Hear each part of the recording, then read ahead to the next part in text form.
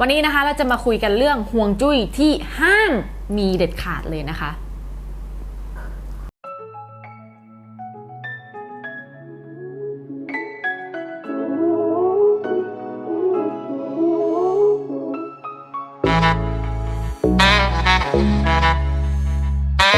สวัสดีค่ะยินดีต้อนรับเข้าสู่ Talk Sense by Or Diary นะคะวันนี้ก็จะมาคุยเรื่องที่สำคัญมากๆเลยสำหรับวงการฮวงจุ้ยนะคะ ก็คือก็อยากรู้มากเลยว่า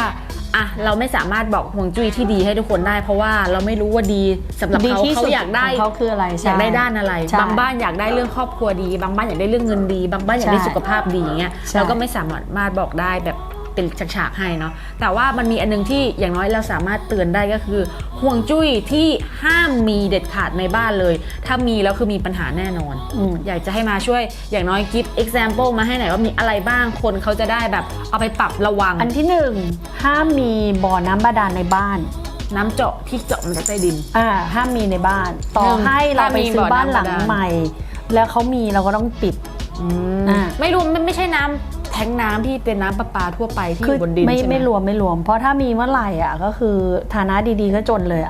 มันเหมือนกับเราขุดน้ำทรัพยากรของส่วนรวมมาใช้อันที่2ที่มาพูดว่าห้ามเลยถ้ามีนี่คือตายเลยคือมีหลุมบ่อในบ้านคือนึกออกว่าอย่างบางทีอย่างฝนตกอยู่ๆถนนมาอย่างเงี้ยแล้วก็เป็นหลุมถนนมาแต่มันเป็นหลุมเป็นถนนในบ้านอันนี้ไม่ได้เลยต้องรีบปิดแล้วถ้าไม่ใช่ถนนแต่เป็นแค่แบบทางเดินในบ้านในตัวบ้านอย่างเงี้ยก็ไม่ได้เหมือนกันก็คือไม่ควรเป็นหลุมเป็นบ่อในบ้านใช่คือถ้ามันมีเนี่ยก็คือเราจะมีปัญหาเรื่องเงิน1ก็คือห้ามมีน้ำบาดาลนะคะ2คือห้ามเป็นหลุมเป็นบ่อในบ้านอันที่3ที่มาห้ามเด็ดขาดเลยคือบ้านกุเตี้ยกว่าถนนเพราะถ้ามีก็คือเราจะจนเราจะจนเลยแล้วเราจะไม่มีวันรวยกว่าที่เราเป็นซึ่งมันจะลำบากถนนนี่คือถนนรัฐบาลหน้าบ้านใช่ไหมใช่ก็คือเราเข้าบ้านทางไหนแล้วก็ดูอย่างบางบ้านถ้าต่ำกว่าถนนเราก็รู้ไม่ดีจริงๆเนาะแบบฝนน้ำท่วมตอนนี้ช่วงนี้น้ำท่วมเนาะอันที่4ที่ม้ามองว่าถ้ามีแล้วม้าคงคือนี่คือพูดหลายอย่างที่ม้าให้ความรู้สึกว่ามีไม่ได้กูจะมีไม่ได้เลยกูจะอยู่ไม่ได้แล้วอะไรอย่างเงี้ยนะก็คือลักษณะของการมีหลุมในบ้านเป็นหมายถึงในตัวบ้านเลยนะเคยเห็นที่เขาเล่นสเต็ปปะที่เป็นแบบขั้นเป็นหลุมเป็นขั้นเป็นหลุมคือต้องบอกว่าเวลาจะทำสเต็ปของบ้านมันจะต้องเป็นลักษณะจากพื้นถนนที่จอดรถใช่ปะขึ้นก่อนแล้วค่อยลงแล้วก็ขึ้นแต่ถ้าบางบ้านนะคะขึ้นแล้วก็ลงเป๊ะลงไปเนี่ยที่ทำไม่ได้เลยนะคะคือหลังบ้านแล้วลงเงี้ยก็คือถ้าหลังบ้านเมื่อไหร่ก็คือไม่ทำงานเหนื่อยแทบตายห่าไม่มีเก็บเลยอันนี้รับไม่ได้จริงๆคือหมายถึงว่านี่คือสิ่งที่ถ้าเป็นม้าดูฮวงจุ้ยพวกนี้คืออะไรไม่เอาเลยคือมีไม่ได้เลยนะคะแล้วก็ถ้าเป็นการแต่งบ้านก็คือไม่ให้มีแอร์อยู่ปลายเท้ากับเหนือหัวเพราะอันนี้คือจะป่วยมากไม่เอาเลยแล้วก็คือว่าพวกเครื่องใช้ไฟฟ้าอย่างเช่นใช่ไม่มีกระจกอยู่ปลายเท้ากับเหนือหัวด้วยนะคะอันนี้สาวกคอนโดทำได้เพราะว่าตะกี้น่าจะเป็นฝั่งบ้านมากกว่าใช่อันนี้คืออันที่ม้าคอนเซิร์นนะแต่คนอื่นม้าไม่รู้คือไม่ให้มีรูเท่าแมวดิ้นตายเป็นแค่รูระบายอากาศของห้องน้ำซึ่งคนไทยชอบทำมากคือคนไทยชอบทำเรียนแบบฝรั่งมันหนาวดูดอากาศมันจะเป็นเล็กๆใช่ซึ่งในความเป็นจริงแล้วคุณต้องมี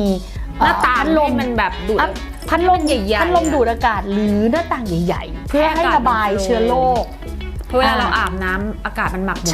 ยิ่งถ้าเป็นคอนโดนะคะก็จะเป็นหน้าต่างนิดเดียวใช่ซึ่งประเทศไทยความชื้นเยอะเราจะเห็นเลยว่าบางบ้านเนี่ยถ้าเกิดไปสังเกตดีๆที่พื้นบางทีมีหนอนตัวแดงๆด้วยซ้ำเคยเจอหรือมีลาซึ่งพอเราเห็นหรือว่าอย่างบางคนบางบ้านบางห้องเชื้อราขึ้นอย่างเงี้ยคือน่ากลัวมากแล้วมันมีผลกับสุขภาพไงดังนั้นเนี่ยคือฮวงจุ้ยอะไรที่เราไม่เอาเลยไม่ชอบมากแล้วก็อีกอันนึงที่คิดว่าไม่เอาแน่ๆเพราะมีผลอีกเหมือนกันก็คือห้องครัวการที่จะมีอ่างซิงค์กับเตาอยู่ระนาบเดียวกันอันนี้ไม่เอาเลยเพราะถ้ามีปุ๊บคือกูป่วยแน่นอนก็เลยไม่เอาเลยคือทั้งหมดอ่างซิงค์คือซิงค์ล้างผักล้างจานใช่อยู่ระนาบเดียวกับเตาแก๊สใช่ซึ่งส่วนมากเป็นอย่างนั้นอยู่แล้ว ไม่เขาจะอยู่เป็นเตาอยู่ข้างนี้ซิงค์อยู่นี้มันต้องอยู่เป็นสามเหลี่ยมใช่ ก็คือคนละมุม กดสามเหลี่ยมที่บอกอ่ะ ใช่ ในหนังสือสถาปัตย์อะเขาจะระบุอยู่แล้วว่าจำเป็นต้องอยู่ในรูปนี้ ใช่ เขาเรียนมาแล้วว่ามันไม่ดี แต่ส่วนมากก็จะทำไหมถ้าเป็นแบบบิวอินอยู่ที่บ้าน ไม่ได้เรียนอ่ะแล้วเขาทำเองอ่ะมันก็จะทำ ใช่โดยปกตินะคะบ้านส่วนใหญ่ถ้าเป็นบ้านแบบคนที่ไม่ได้เรียนความรู้พวกนี้มา หรือไม่ได้จ้างสถาปัตย์มาทำ เขาก็จะทำแบบนี้กันซึ่งอันเนี้ยไม่ชอบมากนะคะ นะคะ แล้วก็อันนี้คือความเห็นส่วนตัวนะ คนอื่นพี่อ๋อไม่รู้ แต่ถ้าเป็นพี่อ๋ออ่ะพี่อ๋อชอบให้บางตึกเฉพาะบางตึกนะคะที่ไม่ใช่ห้องนอนจะเป็นเสาสี่เหลี่ยมเพราะมาชอบให้คนแข่งกันแต่หมอดูส่วนใหญ่เขาจะบอกว่าถ้ามีเสาสี่เหลี่ยมจะทำให้คนทะเลาะกันใช่ไหม ในบ้านในตัวตึก ม้ามีความรู้สึกว่าคนเราอะถ้าเราไม่มีคู่แข่งอะเราจะไม่ drive ตัวเองคือเราจะไม่พัฒนาตัวเองเราจะเฉอยแต่ถ้าเกิดว่าเป็นห้องกินข้าวห้องนอนมักจะชอบเป็นเสากลมหรื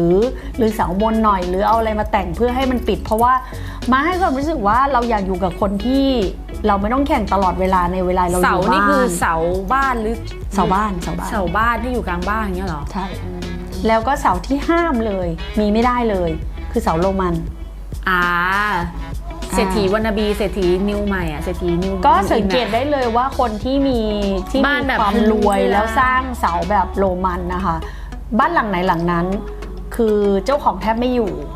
อันที่สองก็คือแทบไม่มีชีวิตที่เป็นชีวิตอ่ะเพราะว่านั้นมันของเทพอะเนาะให้เราเหมือนกับมันก็จะอึดอัดที่เขารวยระดับหมื่นล้านเขาก็มีอย่างบางคนเขาซื้อโรมันแต่เขาไม่ได้อยู่มันทำให้เขาไม่ได้อยู่บ้านไง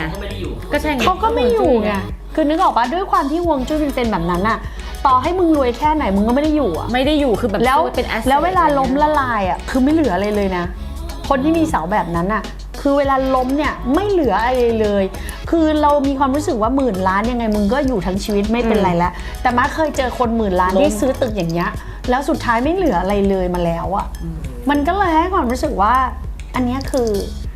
ชีวิตนี้จะไม่มีใช่นะคะพูดเลยก็เดี๋ยวเราจะมารีเช็คกันนะคะว่าข้อห้ามของฮวงจุ้ยสำหรับพวกเรามีอะไรบ้างนะคะ1นะคะห้ามมีน้ำบาดาลอยู่ในบ้านนะคะเด็ดขาดเลยแล้วถ้าเป็นที่นาล่ะคะไม่เป็นไรแต่ขอเป็นให้เป็นตัวบ้านแล้วกันอย่าเป็นตัวบ้านเพราะไม่งั้นเงินเก็บไม่อยู่ไงโอเค1นะคะห้ามมีบ่อน้ำบาดาลนะคะ2ห้ามถนนที่อยู่ในบ้านหรือว่าพื้นที่ในบ้านอย่างเช่นพื้นที่สวนหรือพื้นที่สวนครัวเนี่ยเป็นหลุมเป็นบ่อนะคะแล้วพื้นที่สวนได้แต่พื้นที่บ้านไม่ได้พื้นที่หน้าบ้านอย่างเงี้ยเหรอเคยเห็นไหมคนต่างจังหวัดอ่ะเขามีบ้านใช่ป่ะใช่แล้วก็มีฝนตกใช่ป่ะใช่แล้วบางทีอ่ะหมาอะไรมาขูดอย่างนี้ไม่ได้ก็คือตรงทางเดินที่ใช้เป็นทางเดินทางอะไรเงี้ยรอบๆบ้านเป็นหลุมเป็นบ่อนะคะสวนทำไปเถอะเป็นหลุมเป็นบ่อไม่มีใครเขาห้ามหรอกแล้วก็อย่างที่3นะคะก็คือในตัวบ้านสเต็ปในบ้านนะคะสามารถทำขึ้นทำลงเป็นแอ่งได้แต่ว่าตอนจบนะคะห้ามให้มันลาดลงไปนะคะไม่งั้นจะทำให้เก็บเงินไม่อยู่ทำงานหนักแค่ไหนก็เก็บเงินไม่อยู่นะคะแล้วก็4เลยค่ะก็คือห้ามอันนี้มันขึ้นมาคอนโดแล้วก็คือในห้องนอนนะคะไม่ควรมีแอร์อยู่หัวเตียงหรือว่าปลายเตียงนะคะแล้วก็อีกอันนึงก็คือเครื่องกระจก